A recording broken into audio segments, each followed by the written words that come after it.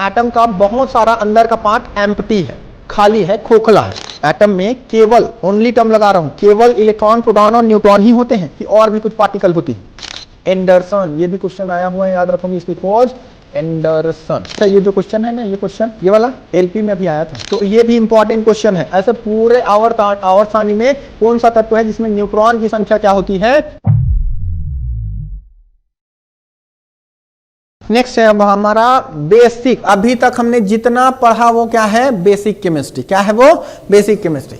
Actual chemistry यहां से start होती है परमाणु संरचना से, ठीक है। एक्चुअल केमिस्ट्री यहां से स्टार्ट हो रही है परमाणु संरचना से। तो देखो परमाणु संरचना, पहला क्वेश्चन, रदरफोर्ड के अल्फा कण प्रकीर्णन के फलस्वरूप की खोज हुई, कालीसन की खोज हुई थी। कितना ऑब्जर्वेशन किया था रदरफोर्ड ने और कितना कंक्लूजन निकाला था, याद है रदरफोर्ड का स्ट्रक्चर क्या करा था उन्होंने। अल्फा प्रकीर्णन, अल्फा किरणों की बौछार करी थी और अल्फा किरणों के बौछार से उसको क्या मिला था, ये इस तरीके से एक पूरा, याद रखोगे, लैब में ये तैयार किया था उसका स्टूडेंट गीगर और मार्सडन उसका स्टूडेंट था। उन्होंने इस तरीके से, याद रखोगे, गोल्ड फॉइल लिया। क्या लिया, गोल्ड फॉइल। और उसके बाद उन्होंने क्या किया, इधर पे लगाया कौन सा पर्दा, जिंक सल्फाइड का पर्दा लगाया। और सेम ये पर्दा किधर लगाया, पीछे साइड लगाया, ठीक है। देन इसके बाद इन्होंने यहां पर क्या करा, एक बॉक्स बनाया। कौन सा बॉक्स, लेड बॉक्स। और इस लेड बॉक्स में इन्होंने क्या रख दिया, लेड रख दिया बोलता हूं जी, रेडियो एक्टिव एलिमेंट रख दिया। ये बॉक्स किसका है, लेड का बॉक्स है। रखा क्या, रेडियो एक्टिव एलिमेंट। तो ये जिंक सल्फाइड का पर्दा और इधर भी याद रखोगे जिंक सल्फाइड का पर्दा। ये क्या है, गोल्ड फॉइल। क्या है, गोल्ड फॉइल। अब ये जो गोल्ड फॉइल है ये कितना थीन था, ये पूछता है कितना थीन था, तो 100 नैनोमीटर थीन था या फिर 10⁻⁻7 मीटर थीन था। ये याद रखोगे, क्वेश्चन पूछा जाता है। क्यों गोल्ड फॉइल यूज किया है बता दिया, उसकी मैलेबिलिटी क्या होती है, हाई। देन इसके बाद इन्होंने यहां पर क्या रखा, एक स्लिट रखा। क्या रखा, स्लिट मतलब संकीर्ण झिर्री जिसमें से लिमिटेड किरणें, याद रखोगे, पास हो सके, ठीक। अब इसके बाद इन्होंने क्या करा, अब ये सब बना के रखा था। अच्छा, इसको पहले याद रखना, यहां से सारा एयर को इन्होंने बाहर निकाल दिया था। इसको सारा एयर बाहर निकाल दिया था, मतलब अंदर कैसा है, वैक्यूम चेंबर है। अंदर कैसा है, वैक्यूम है। क्लियर। अब देखो, रेडियो एक्टिव एलिमेंट जानते हो क्या होती है, ऐसा एलिमेंट जिसमें स्वतः ही अल्फा किरणें, अल्फा गामा बीटा किरणें क्या होती है, रिलीज होती है। यहां से अल्फा बीटा और गामा किरणें स्वतः ही रिलीज होती है, कुछ उसको ना जलाने की या तोड़ने फोड़ने की जरूरत नहीं है, स्वतंत्र रूप से ऐसा पड़ा हुआ है। तो इससे क्या इमिट होते रहेंगे, अल्फा बीटा गामा किरणें। ऐसे एलिमेंट को क्या करोगे, क्या बोलोगे, रेडियो एक्टिव एलिमेंट बोलोगे, ठीक है। तो यहां पे मैंने रख दिया है क्या, रेडियो एक्टिव एलिमेंट, ठीक है, रेडियो एक्टिव एलिमेंट। तो इससे क्या होगा, अल्फा बीटा गामा किरणें रिलीज होगी। मैंने ये याद रखोगे स्लिट यहां पे क्यों लगाया है, ये स्लिट लगाया है ताकि मैं यहां से लिमिटेड किरणों को पास होने दूं। यहां पे सिर्फ ये देखो, ये एब्जॉर्ब कर लेगा किसको, बीटा और गामा किरणों को। यहां से पास होने देगा ये किसको, अल्फा किरणों को। तो पहला ऑब्जर्वेशन, कुछ किरणें याद रखोगे सीधा सीधा निकल जाते हैं। पहला ऑब्जर्वेशन क्या, कुछ किरणें सीधा सीधा निकल जाएंगे, ठीक है। कुछ किरणें याद रखोगे ऐसे थोड़ा से बेंड हो जाएंगे, कुछ किरणें क्या हो जाएंगे, थोड़ा से बेंड हो जाएंगे। और कुछ किरणें याद रखोगे क्या होगी, 180 डिग्री रिटर्न आ जाते हैं। ऐसे यहां से गया और वैसे याद रखोगे 180 डिग्री वो क्या हो जाएगी, रिवर्स यू टर्न लेके वापिस आ जाएगा, ठीक। क्लियर। तो पहला ऑब्जर्वेशन ये, दूसरा ऑब्जर्वेशन ये और तीसरा ऑब्जर्वेशन ये तीनों ऑब्जर्वेशन से इन्होंने 4-5 कंक्लूजन निकालता है। कौन कौन सा कंक्लूजन, पहला ऑब्जर्वेशन से क्या पता चला, मैक्सिमम ना बहुत सारे ऐसे पार्टिकल थे ना जिसमें बहुत सारे पार्टिकल सीधे सीधे निकल गया। तो इससे यह पता चला कि एटम का बहुत सारा अंदर का पार्ट एम्प्टी है, खाली है, खोखला है। पहला ये पता चला परमाणु के अंदर का बहुत सारा भाग क्या होता है, खोखला होता है। पहला कंक्लूजन इससे पता चल गया। दूसरा ये वाला ऑब्जर्वेशन से क्या पता चलेगा, कुछ याद रखोगे किरणें ऐसे जाके इसमें बेंड हो गई। क्यों बेंड हो गया, क्योंकि हमको पता है अल्फा में एक ऐसा पार्टिकल, ऐसा कौन सा पार्टिकल है, प्लस चार्ज पार्टिकल है, ठीक है, प्लस चार्ज। तो यहां पर याद रखोगे हमको पता चला सेम प्लस चार्ज होगी। कौन सा चार्ज होगा यहाँ पे, प्लस। प्लस और प्लस है तभी तो रिपल्स करके बेंड होगा, यदि माइनस होती तो उसी के ऊपर आके टकरा जाता वो। तो हमको क्या पता चली, दूसरा यहाँ पे सेंटर में कुछ चीजें हैं और उसमें कौन सा चार्ज है, तो वो नाभिक की खोज हो गई। समझ में आ रहा है, इसके पहले पढ़े हो ना, नाभिक की खोज हुई और इसमें कौन सा चार्ज, पॉजिटिव चार्ज। तो 3 कंक्लूजन हो गया, नाभिक की खोज हो गई और उसमें प्लस चार्ज है, ये भी पता चल गया। क्लियर है। थर्ड, कुछ किरणें, एनसीईआरटी बोलता है 12,000 किरणों में एक किरणें क्या होती है, रिवर्स आता है, एक किरणें। क्लियर है। तो ये वाला ऑब्जर्वेशन से क्या कंक्लूजन मिलेगा हमको, 12,000 पार्टिकल गए, एक किरणें वापिस आए। यदि इसका साइज बड़ा होता तो ज्यादा किरणें टकरा के वापिस आते, 12,000 में एक वापिस आया, मतलब इसका साइज क्या होगा, बहुत छोटा है। तो इन्होंने इसका साइज कैलकुलेट कर दिया फिर, तो इन्होंने बताया इसका साइज कितना होगा, 10⁻⁻15 मीटर, मतलब 1 फर्मी के बराबर होगा। किसका साइज, न्यूक्लियस का साइज। साथ ही साथ फिर उसने एटम का भी साइज निकाला, तो एटम का साइज कितना बताया, 1 एंगस्ट्रॉम, 10⁻10 मीटर बताया। ठीक, क्लियर है। इतना सारा ऑब्जर्वेशन और इतना सारा कंक्लूजन। एक और कंक्लूजन निकाला, अब यदि मेरे पास कोई सॉलिड चीज है, न्यूक्लियस, उसका पूरा आसपास का चीज क्या है, एम्प्टी है, खाली है, खोखला है, तो उसके बाहर कोई चीजें ऐसे कैसे रह सकती है, कोई एक चीज, समझ में क्या बोल रहा हूं, कोई सॉलिड चीज है और पूरा बीच खाली है, तो उसके बाहर कोई चीज ऐसे कैसे रह लेगी। तो उसको पता चला वहां पे कोई चीज ऐसे ना घूम रही है, तब वो वहां पे ऐसे मेंटेन हो पाएगी। ऐसे घूम नहीं रहा होगा तो उसी के ऊपर वो गिर जाती वो। ठीक, क्लियर है। तो उसको पता चला कि यहां पर याद रखो कि क्या होती है, इलेक्ट्रॉन होती है जो कि इस नाभिक के चारों तरफ रिवॉल्व करते रहती है, घूमते रहती है। ठीक है, समझ में आ रहा है, घूमते रहती है। देन इन्होंने अपना पूरा याद रखोगे रिसर्च यहीं तक ही स्टॉप किया। इसके बाद याद रखना अदर साइंटिस्ट आए और इसके एक्सपेरिमेंट में क्या निकाला उन्होंने, कमियां निकाली। क्या कमी रह गई थी इसके एक्सपेरिमेंट में, पहला कमी, ये इस परमाणु के स्थायित्व की व्याख्या नहीं कर सका। डाल्टन ने क्या बोला था, डाल्टन ने बोला था याद रखोगे, परमाणु एक स्थायी है। स्थायी मतलब उसको तोड़ नहीं सकते, ना तो हम नया परमाणु बना सकते हैं। समझ में आ रहा है कि not be created and neither be destroy.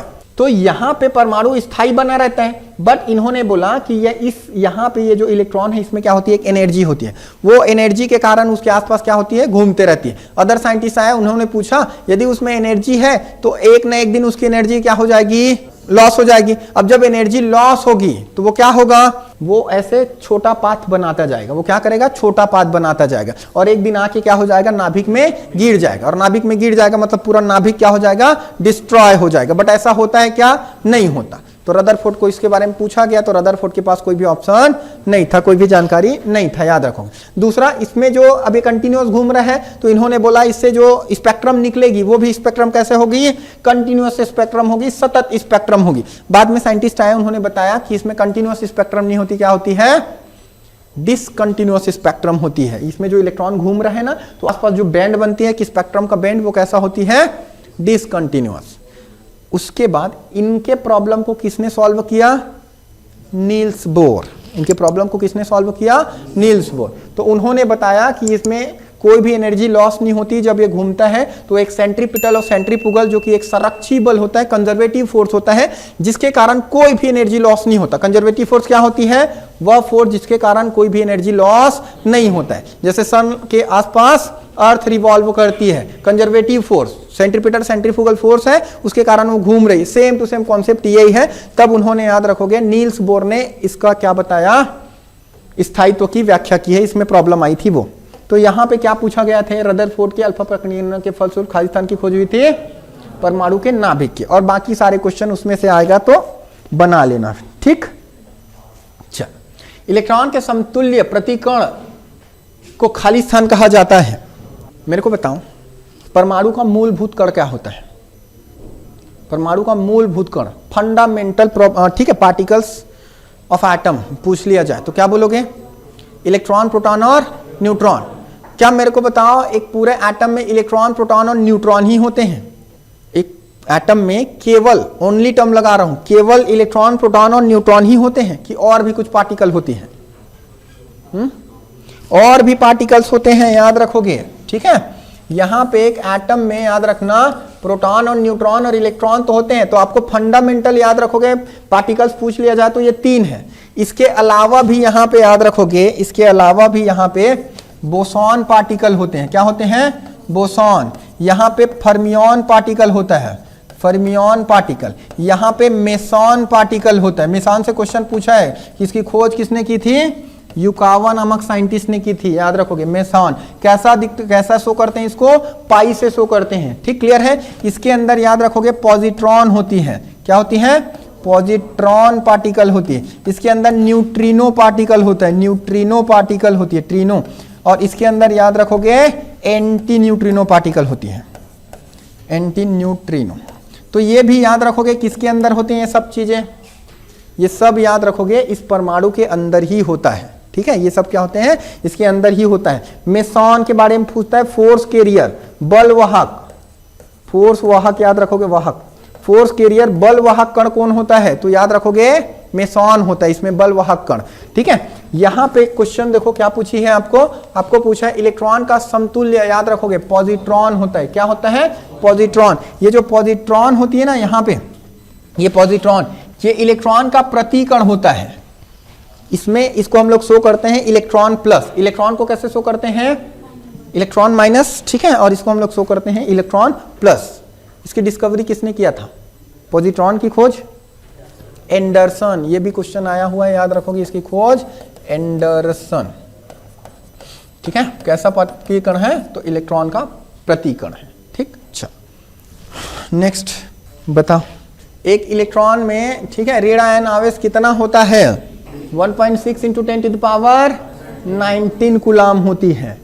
Cathode किरण प्रयोग पहली बार किसके द्वारा किया गया था? अच्छा, ये जो क्वेश्चन है ना, ये क्वेश्चन, ये वाला एलपी में अभी आया था, किसी ने दिलाया होगा कोई सिर्फ। तो कैथोड किरण प्रयोग सबसे पहली बार किसने किया था? इलेक्ट्रॉन की खोज हुई थी, कैथोड किरण वाला। ठीक है, एक एक्सपेरिमेंट दिखाता है, एक ट्यूब था, एक्सपेरिमेंट। ठीक है, वहां पे जे थॉमसन ने इलेक्ट्रॉन डिस्कवर किया था। चलो नेक्स्ट, रदरफोर्ड परमाणु मॉडल खाली स्थान का वर्णन नहीं करता। अभी बताया उसके ड्रॉबैक, क्या ड्रॉबैक आए थे? परमाणु के स्थायित्व की व्याख्या नहीं कर सका था, उसकी स्टेबिलिटी की जानकारी नहीं दी थी, याद रखोगे। तो स्टेबिलिटी के बारे में बताया था नील्स बोर ने। तो ये परमाणु की स्टेबिलिटी की जानकारी नहीं देता, ये तो देता है, परमाणु के आवेश भी बताता है, इलेक्ट्रॉन की उपस्थिति कहां पर घूम रहा है ये भी बताता है वो। ठीक है, ये जानकारी नहीं देता है, स्टेबिलिटी ऑफ एटम नहीं बताता है वो। बोर के एटम में, एटम के मॉडल की अभिधारणा के अनुसार क्या होता है जब एक इलेक्ट्रॉन ऊर्जा के फोटॉन को आवेशित करता है? अच्छा क्वेश्चन है, बताओ। क्वेश्चन समझ पा रहे हो? क्या पूछ रहा है क्वेश्चन? ये पूछ रहा है, ये जो बोर है इन्होंने ही बताया था, याद रखोगे, कि ये जो नाभिक है इसके चारों ओर आसपास ना ऐसे अलग अलग ऑर्बिट होते हैं, ऑर्बिटल होते हैं। ठीक है, तो ये जो K, L, M, N ये सब होते हैं, किसने बताया था? बोर्स ने बताया था। क्लियर है? तो बोर ने, याद रखोगे, क्या बताया था? इनमें कितना होता है? 2। इसमें कितना होता है? 2। इसमें 8 इलेक्ट्रॉन और इसमें 18 इलेक्ट्रॉन। ठीक है, बट याद रखोगे, सुनना ध्यान से, ये ऐसे स्थायी नहीं रहते यहां पे, ये एक दूसरे में ऐसे, याद रखोगे, कूदते रहते हैं। ये इसमें से इसमें, इसमें से इसमें ऐसे आते जाते रहते हैं। क्यों? यदि मेरे पास ये वाले इलेक्ट्रॉन को बाहर से कोई एनर्जी मिल गया, इसको बाहर से क्या हो गया? एनर्जी मिल गया, इसको बहुत ज्यादा एनर्जी मिल गया, ये सीधे यहां से, याद रखोगे, कहां चले जाएगा? यहां।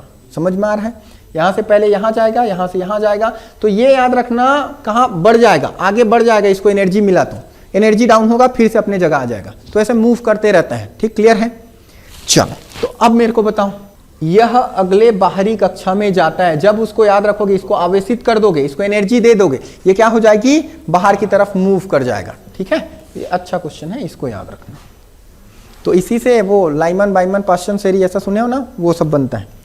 एक तत्व की परमाणु संख्या 13 है, तो इस तत्व में कितने सेल होंगे? ऑर्बिट कितने होंगे? 13 मतलब किसका है? 13 कैसे तोड़ोगे? 2, 8, 10 और लास्ट में 13। तो पहले सेल में 2, फिर दूसरे में 8, फिर तीसरे में 3, तो लास्ट में 3 इलेक्ट्रॉन होंगे, ये याद रखोगे। तो आंसर हो जाएगा इसके 3। चलो, किसी एक सेल में संयोजित किए गए, ठीक है, सकने वाले इलेक्ट्रॉन की अधिकतम संख्या कितनी होती है? 2n²। आपको पता है n की वैल्यू KLMN के लिए कितना होता है? 1, 2, 3, 4। तो यहां पे इसमें नंबर ऑफ इलेक्ट्रॉन कितने होंगे? 2n²। K के लिए n का मान 1, इस फॉर्मूले से याद रखोगे कितना इलेक्ट्रॉन आएगा? 1, 1। ठीक है, 1 का स्क्वायर 1 और 2। यहां पे इसका L का मान कितना है? 2। तो 2 दूनी 4, 2 8। वैसे यहां पे करोगे 18, यहां पे करोगे तो 32। ठीक है, तो ये नंबर, ये पूछा जाता है M सेल में टोटल नंबर ऑफ इलेक्ट्रॉन, ठीक है, K सेल में टोटल नंबर ऑफ इलेक्ट्रॉन, तो याद रख लोगे। उन 3 तत्वों को नामित करें जिसके, ठीक है, सबसे बाहरी सेल में केवल एक इलेक्ट्रॉन होते हैं। किसके बारे में पूछ रहा है मेरे को पहले बताओ। आपके पास टोटल 18 क्या होते हैं, वर्ग और आवर्त सुने हो, समूह और आवर्त। तो जो वर्ग या समूह है वो टोटल नंबर कितने हैं, 18, जिसका पहला और दूसरा वर्ग एस ब्लॉक कहलाता है।